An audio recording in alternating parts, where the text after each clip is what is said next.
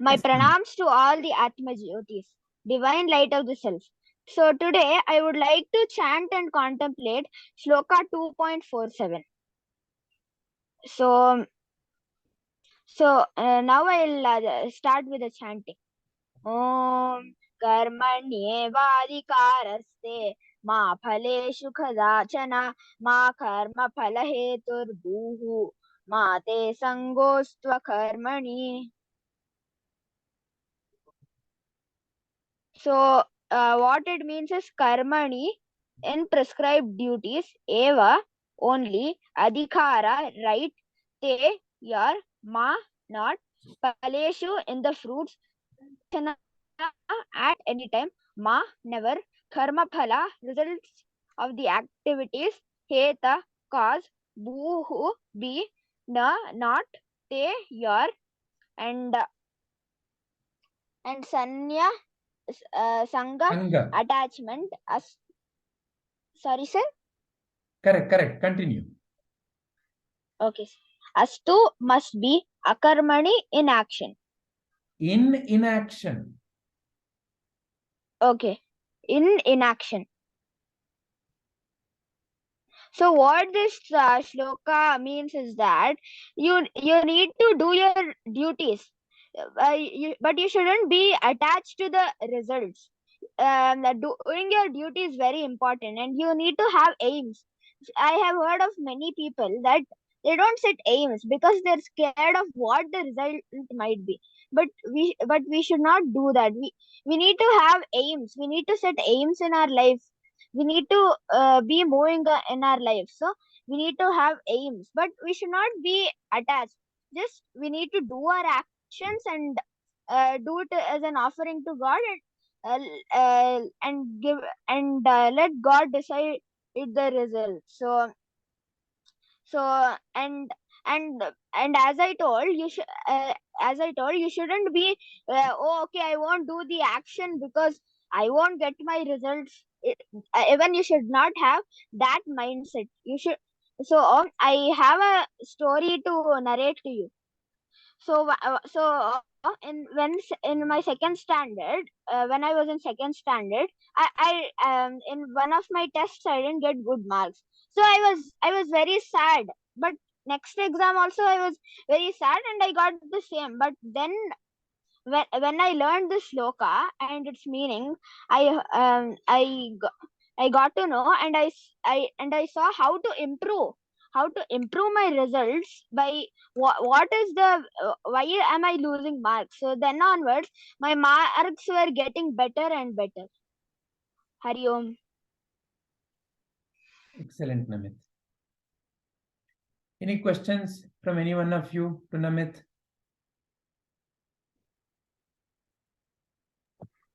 Uncle, the shloka says, do not be attached to the fruit of action, right?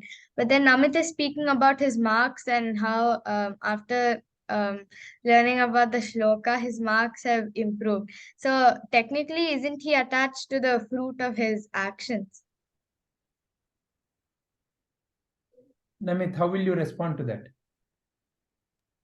So I'm not attached to my results, but I'm just happy that the shloka has helped me. Okay. Does anyone else And want to? Yeah, go ahead. Complete, Namit. and also I wanted to give an example in my life. So I'm telling the use of the shloka and how it can help. So I'm not attached to the results. Even now I'm not attached to the results. I'm only thinking about how to improve, and yeah. So Anita, he gave up the fear about the outcome. So the first test, when he got lesser marks, he was sad. Next test also he got lesser marks. So when you start playing the game with the outcome in the mind, you constantly are worried. Will I pass? Will I get good marks? Will I be successful? Because the mind is constantly looking at what happens after the exam. I want good marks. I want 100 marks in a given exam. That's a fruit, isn't it? That is what you want. Fruit here is not necessarily a fruit that you eat. It's the result of the action. And what is the result of any action in life? Any action you perform in life, what is the result of, what are the possible results of any action that you do? Success or failure. It can be success or failure, isn't it? I want 100 marks in math exam. That is the aim. Now I prepare, I go, I write the exam. What are the possible outcomes? I may get 100 marks or I may not get 100 marks. So when I get 100 marks, what do I say? It is success. Why? That is what I aimed at. When I do not get 100 marks, I get lesser marks. I may call it as failure. Why? Because the aim I had was 100 marks. So any action you perform in life, you either will have a success or a failure, isn't it? And the success or the failure depends on you. What you define as success, what you define as failure. Depending upon your aim, I have to get 100 marks. Did I get 100 marks? Oh no, I did not get 100 marks. So then you start thinking of it as failure. It's okay. It's okay to say, I want to get 100 marks. It's okay to also say, right now I have failed. And if you stop there, why would you stop there? Because now you are afraid. Oh, if I do it again, if I fail again, what if other people start ridiculing me? Will I be successful? So now the fear of the failure has come in. Why the fear of the failure is coming? Because you're looking at getting success only. So what Sri Krishna is telling, which is what Namit said he realized, instead of focusing on the fruit, will I be successful or will I be failure? Instead of worrying about it, what is the aim? I want to get 100 marks in the exam. So for that, what can I do? I can prepare well. So the attention shifted from aim to, to fruit to aim and the action. Outcome is not in your hand.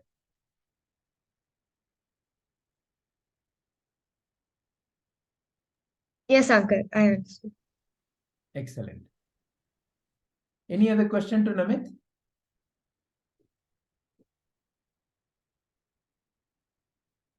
Manya, Aditya, Anita, doesn't Aditi, do any one of you have any questions first? No questions, Vijayji. Okay, excellent. Then who will present next? You'll present? Okay. The first one.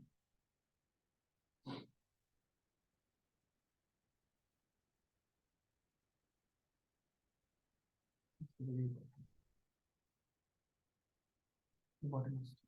This one. Bottommost slide. Okay, you directly want to say the meaning. Should I chant it?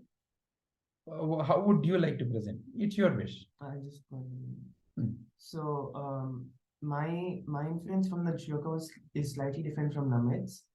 So what I understood was that you the fruits of your action is not, you're not the cause of the fruits of your action.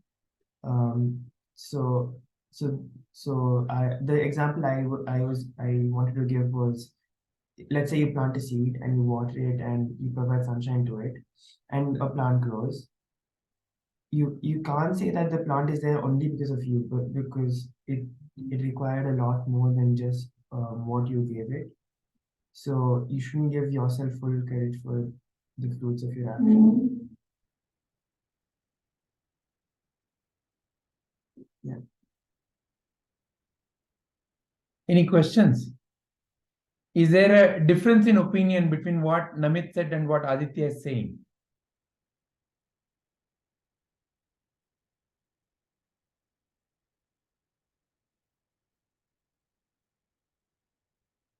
Uncle, when you say difference in opinion, what do you mean? Like like the meaning they understood from the shloka?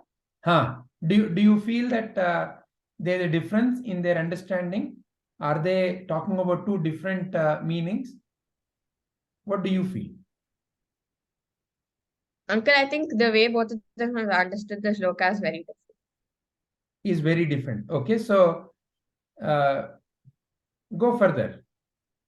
According Uncle, to you, is one of the way of understanding correct, or is another way to be modified, or both can be understood from the shloka? Uncle, I think both are correct. The way I understood it initially was the way Aditya explained. So I think it's that the way Aditya explained, it's that when you do something, you should always think of it as you weren't the only one who helped you get there. And there were a lot of other things. So you shouldn't be the only one taking credit. But that doesn't mean you don't take credit at all. But I think Namit, what he said is about focusing on the outcome. So it's that you don't focus on the outcome and you just work hard and you give your best. Okay. Does Anita want to share her view? And is there a contradiction in what they both are saying? Uncle, I think they're pretty much the same, but each of them have focused on a different part of the shloka. I think Aditya is focused on the part that we are not the reason for the outcome of the action, whereas Namit has focused on we should not be attached to the outcome. So is it the same thing being said in different way? I think so. How do you decide that?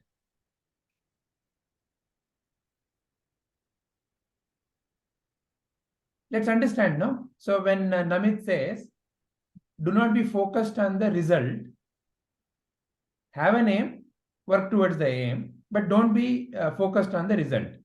Yes, Manya, go ahead. Please share. So Namit said, to summarize whatever Namit said in just 3 points, he said you have the right to perform your action, but then you cannot be attached to the fruit of the action or the result. And and importantly, it doesn't mean that you should be inactive or in the state of inaction. So this is what he said. And what Aditya said was more about how whatever actions you perform and you get a result, that is not a result entirely of your action, but there are so many other factors involving to go to that particular result or get that fruit.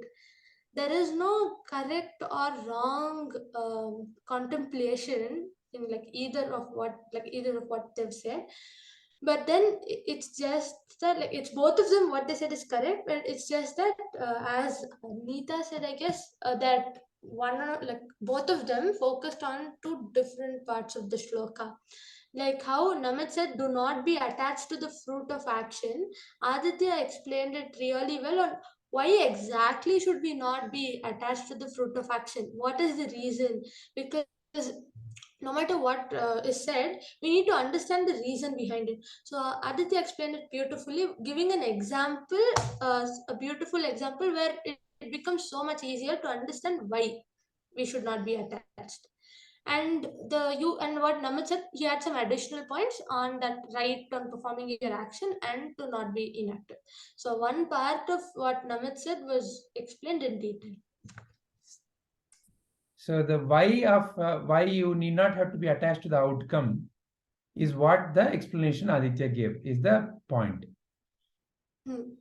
So in a way, then both are not contradicting, both are complementing each other's explanation. Yeah. Can we say like that? Yeah, I think that's perfect.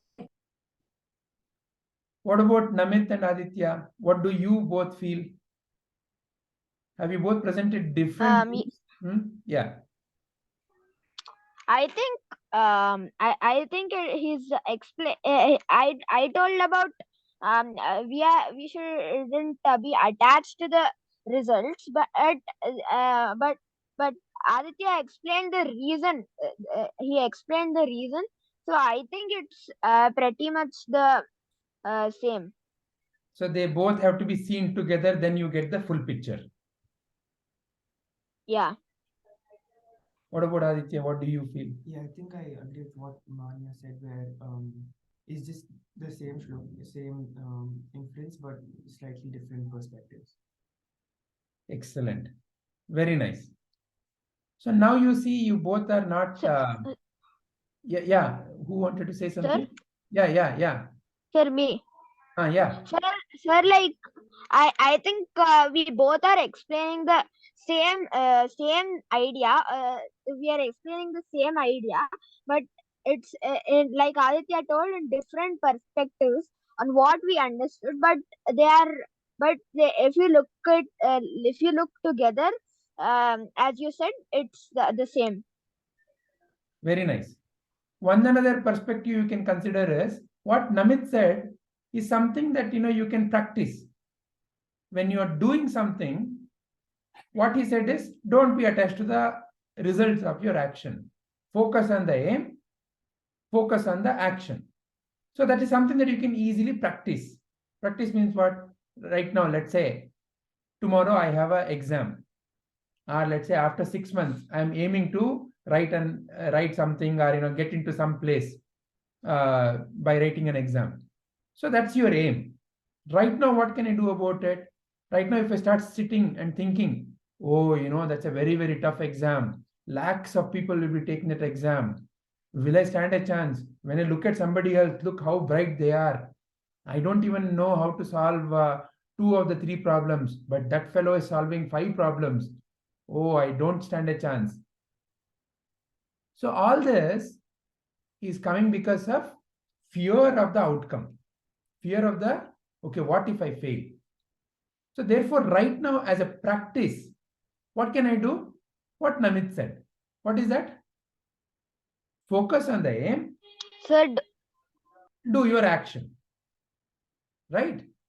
So that gives you practical tool right now. Then you may start wondering why I should not really focus on the aim, on the result of my action. I did it, so I should get the results. Why is it wrong? So then is where Aditya's explanation gives you clarity. Then this is not a practical tool. It's not something that you can take something and you do with it, this explanation. But it helps you to remove your fear, remove your confusion.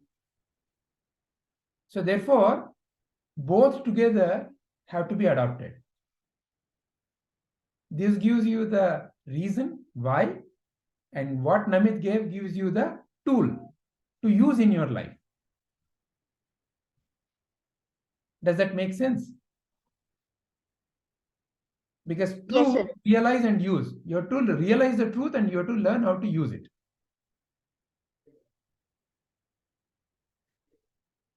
Excellent.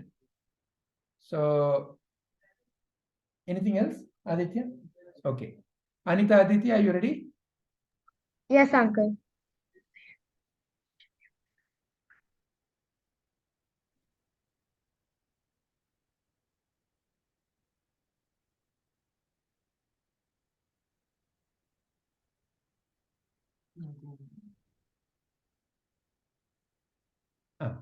So, do you want to begin from chanting or do you want to go into the meaning? What do you want to do? Uncle, we're going to the meaning. Okay. Uncle, so I thought of a similar example.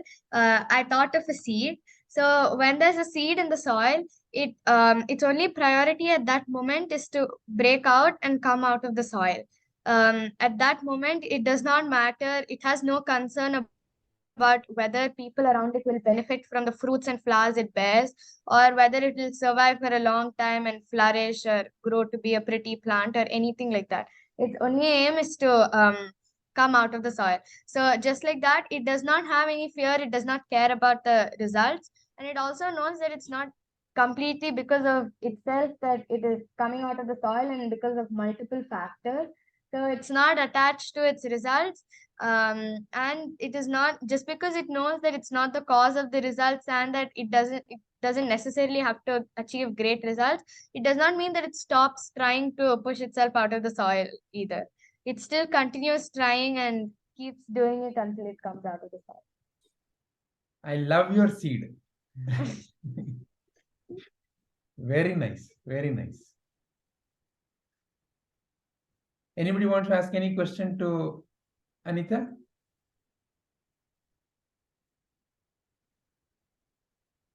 They all have fallen in love with your seed. No questions. Wonderful.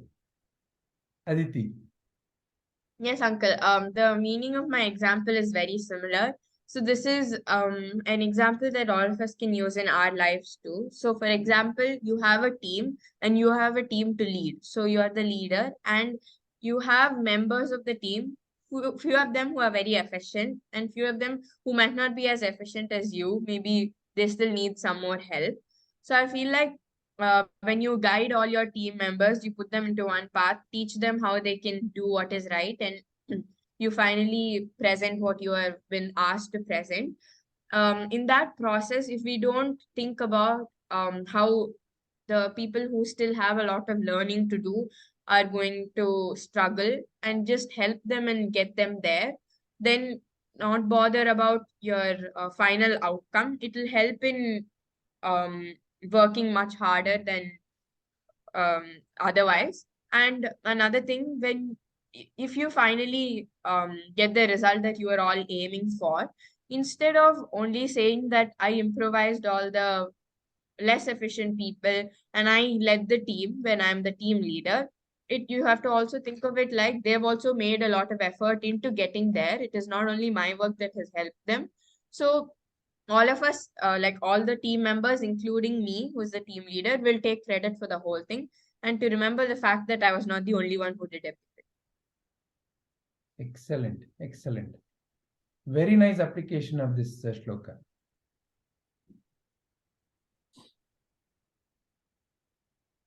Any questions to Anita, Aditi, Manya, Namit, Aditya? Is the example? No questions. No questions. Is the example that Aditi took, is it relevant to the shloka? Is it possible to infer this way from the shloka? Because Krishna has never said anything about teamwork at all there. In math formulas, the numbers are not always mentioned. Sometimes it's the coefficients like x and y. But then it's up to us. We can add the number that we like or the problem that we wish to solve. We just apply those numbers and we get the answer. Excellent. Very nice. So, see how Krishna has given general solutions to all life problems. Wonderful. Very nice. So, shall we end the contemplation here?